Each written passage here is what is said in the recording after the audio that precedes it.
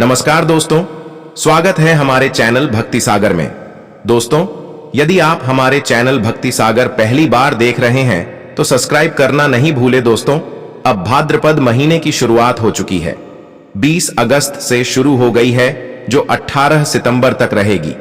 भादव का महीना भगवान शिव, कृष्ण और गणेश जी की उपासना के लिए विशेष फलदायी है। इस महीने में कुछ नियमों का पालन जरूर करना चाहिए ताकि व्यक्ति को भगवान शिव के साथ भगवान कृष्ण और गणेश जी की कृपा प्राप्त हो सके।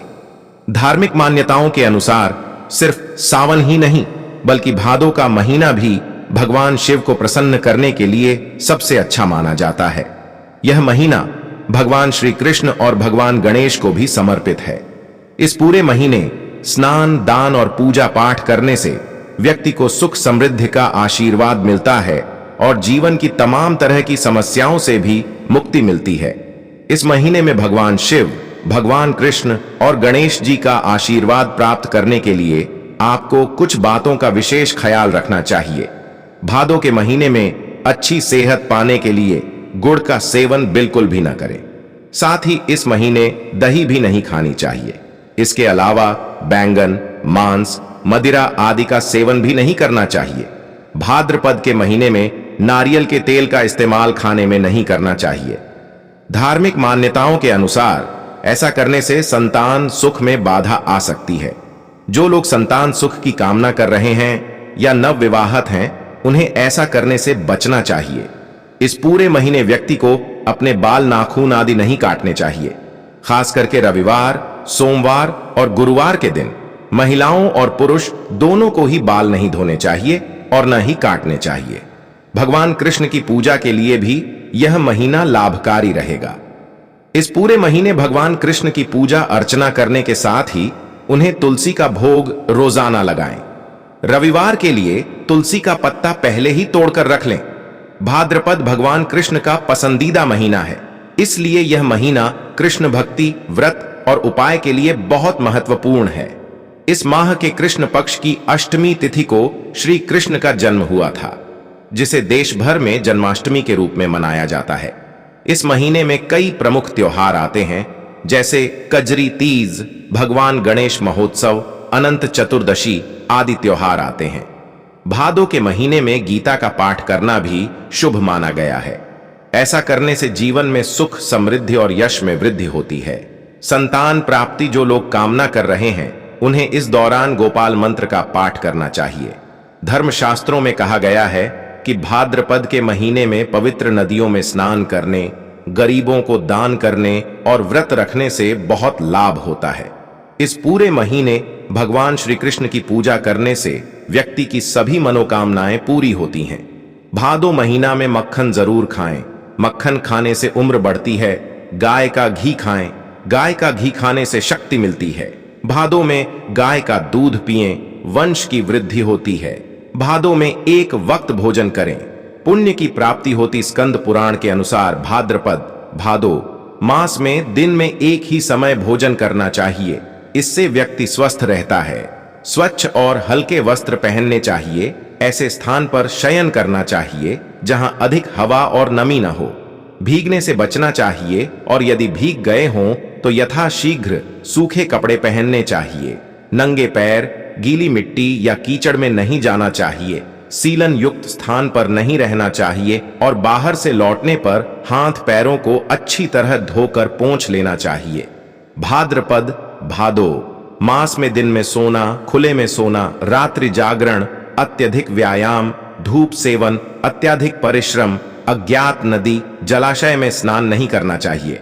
कीट पतंग और मच्छरों से बचने के लिए मच्छरदानी का उपयोग करने के साथ साथ घर के आसपास पानी इकट्ठा न होने दें और साफ सफाई पर विशेष ध्यान दें। भादो मास में जन्मे लोग काफी उदार होते हैं और इन पर आप दिल खोलकर विश्वास कर सकते हैं। ये अपने कर्तव्य का साथ कभी नहीं छोड़ते और दूसरों की मदद के लिए भी तैयार रहते हैं।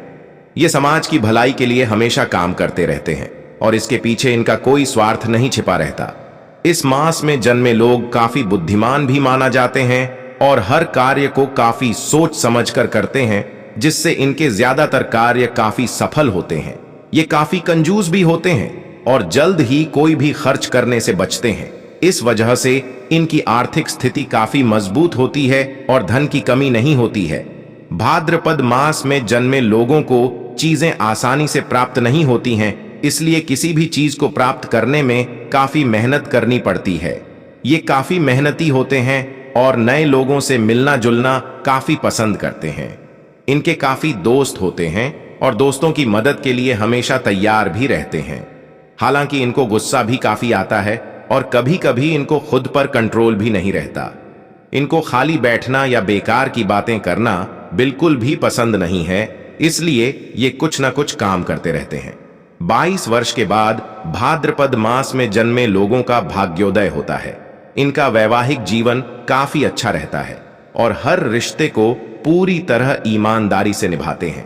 परिवार में सभी की जरूरतों को पूरा करते हैं और भाई बहनों के साथ अच्छे संबंध रखते हैं। भाद्रपद मास में जन्मे लोग अगर किसी काम को करने की ठान लें तो उसको पूरा करके ही छोड़ते हैं। धर्म सिंधु सहित अन्य ग्रंथों और पुराणों में भाद्रपद माह से जुड़े कर्मों के बारे में बताया गया है। इन ग्रंथों के अनुसार भाद्रपद महीने में कई तरह की सावधानियां रखनी चाहिए, नहीं तो सेहत संबंधी समस्याएं तो होती हैं। इसके अलावा कुछ ऐसे काम होते हैं जिनको अनजाने में करने से लक्ष्मी छोड़कर चली जाती है और दरिद्रता आने लगती है। इसलिए चातुर्मास के अंतर्गत आने वाले इस पवित्र महीने में कुछ खास नियमों और बातों का ध्यान रखना चाहिए। इन बातों का ध्यान रखने से लक्ष्मी जी सहित अन्य देवी देवता प्रसन्न होते हैं, जिससे तरक्की और धन लाभ तो होता है, साथ ही सेहत भी अच्छी रहती है। भाद्रपद मास के दौरान पलंग पर सोने की मनाही है। नियम के अनुसार जमीन पर चटाई बिछाकर उस पर ही सोना चाहिए। 2, इस पवित्र महीने में पत्नी का संग न करें। इस दौरान किसी से झूठ बोलने से भी बचना चाहिए। 3, मांस, शहद, गुड़, हरी सब्जी, मूली एवं बैंगन भी भाद्रपद में नहीं खाना चाहिए। इससे स्वास्थ्य संबंधित समस्याएं हो सकती हैं। 4, नशे की चीजें जैसे शराब, भांग, तंबाकू आदि भी भाद्रपद मास के दौरान नहीं लेना चाहिए। स्वास्थ्य की दृष्टि से देखें तो ये चीजें अच्छी नहीं मानी गई हैं। इनके कारण अशुद्ध हो जाते हैं और ऐसे इंसान को लक्ष्मी जी छोड़ देती हैं। 5, बीमारियों से बचने के लिए पंचगव्य, गाय का दूध, दही, घी, मूत्र और गोबर का सेवन एक निश्चित मात्रा में करना चाहिए। 6, भाद्रपद मास में तेल से बनी चीजें भी खाने से बचना चाहिए। प्रिय दर्शकों, आपको यह वीडियो अच्छी लगी तो हमारे चैनल भक्ति सागर को लाइक, शेयर और सब्सक्राइब जरूर करें, ताकि हमारे चैनल भक्ति सागर के माध्यम से आपको ज्ञानवर्धक जानकारी मिल सके। धन्यवाद।